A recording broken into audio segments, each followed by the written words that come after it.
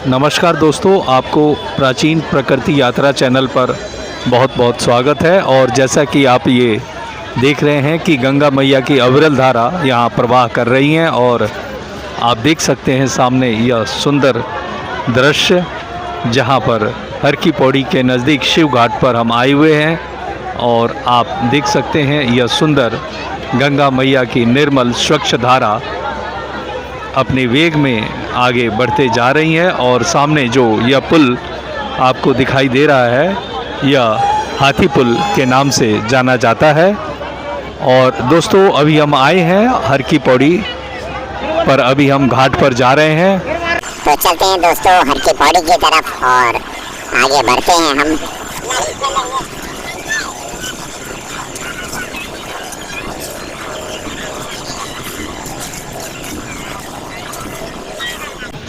तो देख सकते हैं दोस्तों, आज सोमवार का दिन है और यहाँ पर तमाम श्रद्धालु अलग अलग प्रदेश से, अलग अलग ज़िले से यहाँ पर आए हुए हैं और पवित्र गंगा मैया की गोद में स्नान करते हैं और यहाँ से पवित्र गंगा जल ले जाते हैं। भगवान भोले शिवलिंग पर जलाभिषेक करते हैं। तो दोस्तों, यह दृश्य है शिव घाट का और अभी हम आगे बढ़ रहे हैं हर की पौड़ी घाट की तरफ। दोस्तों, आप देख सकते हैं कि हर की पौड़ी घाट की तरफ अभी हम निकल रहे हैं और शिव सेतु जो सामने ये आपको पुल दिखाई दे रहा है, इसी पुल से हर की पौड़ी घाट की तरफ तमाम श्रद्धालु जाते हैं। और आप देख सकते हैं तमाम श्रद्धालु शिव घाट पर भी इधर आए हुए हैं और सामने यह व्यू आप शिव सेतु पुल का देख रहे हैं।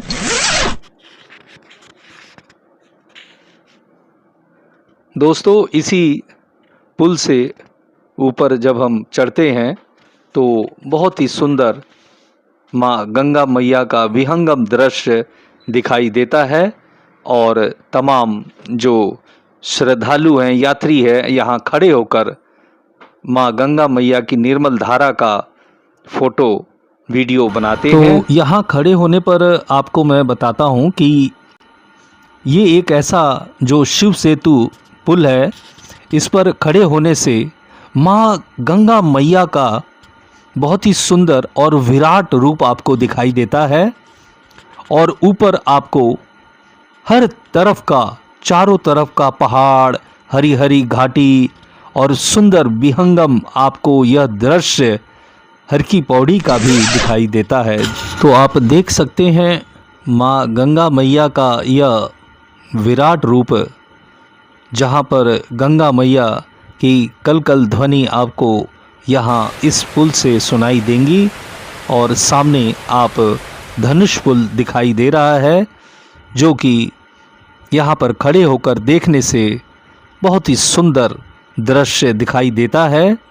यहाँ पर जब भी आएँ तो इस शिव सेतु पुल से खड़े होकर माँ गंगा मैया को ज़रूर आप यहाँ से निहारें। और आप जब उनकी कलकल ध्वनि को सुनेंगे तो मानो ऐसा लगेगा जैसे कोई यहाँ पर गंगा मैया हमसे कुछ कह रही हो। और आप सामने व्यू देख सकते हैं धनुष पुल का और बहुत ही सुंदर यह धनुष पुल आप देख सकते हैं। ये आयरन से बना हुआ है, लोहे का पूरा ये ब्रिज है। और दोस्तों, यह वाकई में दृश्य मन के अंदर बस जाने वाला दृश्य है। और दोस्तों, देख सकते हैं यह दृश्य, अभी हम हर की पौड़ी घाट पर प्रवेश कर चुके हैं और यहाँ देख सकते हैं तमाम श्रद्धालु यहाँ पर गंगा स्नान करने के लिए यहाँ देख सकते हैं कि पॉलीथीन वाली चटाई बिछा रखा है। और इसी चटाई पर आप आसपास देखेंगे कई श्रद्धालु छोड़कर चले गए हैं। और चटाई बिछाने का रीज़न यही होता है कि घाट गीला होता है और गीले के कारण यहाँ श्रद्धालु चटाई लेते हैं और उस पर बैग रखकर अपने कपड़े रखकर स्नान करते हैं। लेकिन हम अधिकांश यही देखेंगे कि यहाँ पर श्रद्धालु आप देख सकते हैं चटाई छोड़कर उसे कूड़ेदान में ना डालकर घाट पर ही छोड़कर चले जाते हैं। कुछ भी खाया वहीं छोड़कर आप देख सकते हैं तमाम खाने पीने की चीज़ें गिरी हुई हैं और ऐसा प्रतीत होता है कि जो श्रद्धालु हैं उन्हें अपने से मतलब है, बाकी घाट से उन्हें कुछ भी लेना देना नहीं है। आप देख सकते हैं कि घाट पर तमाम इस तरह से पॉलीथीन वाली चटाई बिखरी पड़ी है और रैपर्स आप देख सकते हैं, पन्नियाँ देख सकते हैं और तमाम अलग अलग जगह यहाँ पर घाट पर श्रद्धालु छोड़कर चले जाते हैं। तो ये हम यही सभी से कहना चाहेंगे कि आप इस तरह से अगर घाट पर छोड़कर चले जाते हैं तो दोस्तों यह बहुत गलत कार्य है। आप देख सकते हैं जहाँ भी कुछ कोना मिल जाए वहीं पर कचरा फेंकना शुरू हो जाता है। आप देख सकते हैं खाने पीने की चीज़ें जहाँ भी एक कोना मिल जाए, एक अलग मिल जाए कोई भी किनारा, वहाँ पर कूड़ा फेंकना चालू हो जाता है। आप देख सकते हैं तमाम यहाँ पर कूड़ा बिखरा पड़ा है। कोने का स्थान कुछ भी हो वहाँ पर लोग बाग जो हैं आते हैं श्रद्धालु और गुटखा वगैरह खाते हैं और वहीं गुटखा खाकर जो है लोग बाग थूकते हैं। आप देख सकते हैं गुटखा खाया हुआ लाल लाल आपको दिखाई दे रहा है, रैपर्स दिखाई दे रहे हैं, तमाम चीज़ें यहाँ पर आपको दिखाई दे रही हैं। तो दोस्तों यह आप समझिए कि जो श्रद्धालु किस भाव से यहाँ आते हैं। पहले कांवड़ भोले यहाँ आते थे और भारी मात्रा में करोड़ों कांवड़ यहाँ से गंगा जल अपने पवित्र कांवड़ में लेकर गए और घाट पर हमने देखा तमाम कचरा एक बिस्तर की तरह, एक चादर की तरह फैला रहता था और आज आम सभी श्रद्धालु आते हैं फिर भी घाट हमें साफ सुथरा दिखाई नहीं देता है, क्योंकि जो भी श्रद्धालु आते हैं वो जाने से पहले अपने कचड़े को कचड़ेदान में नहीं डालते हैं, घाट पर छोड़कर चले जाते हैं।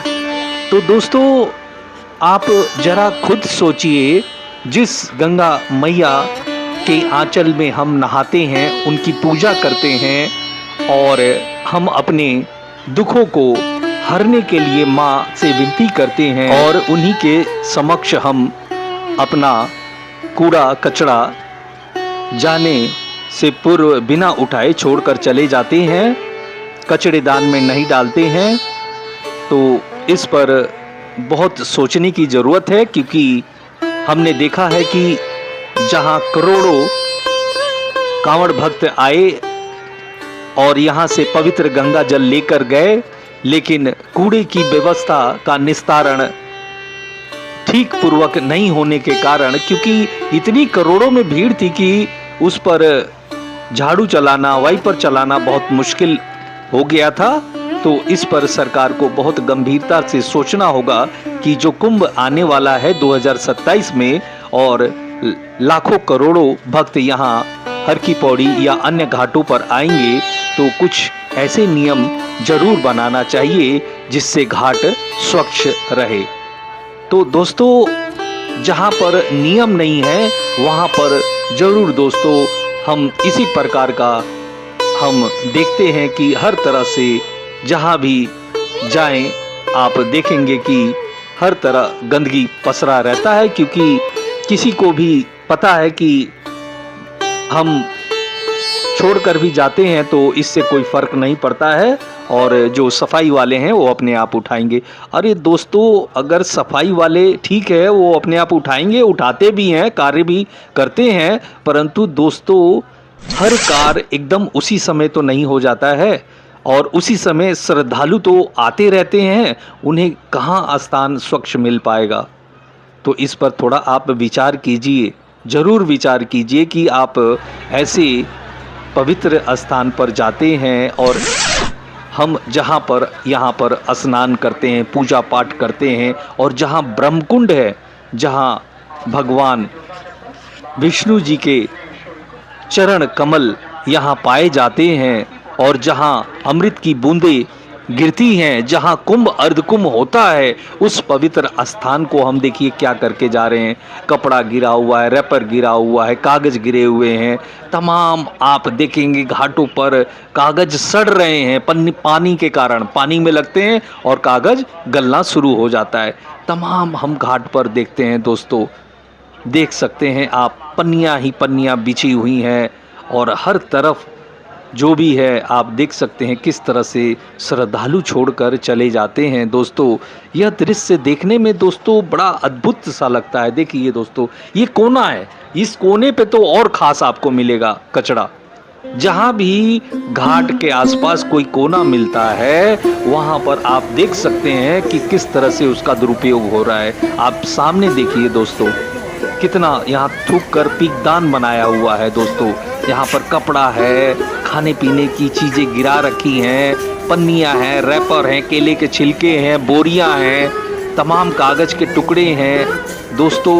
और गुटखा ने तो बुरा हाल मतलब इस क्षेत्र में किया हुआ है। गुटखा में थूक थूक कर यहाँ पर लोगों ने यहाँ पर थूकदान पीकदान बना दिया है दोस्तों।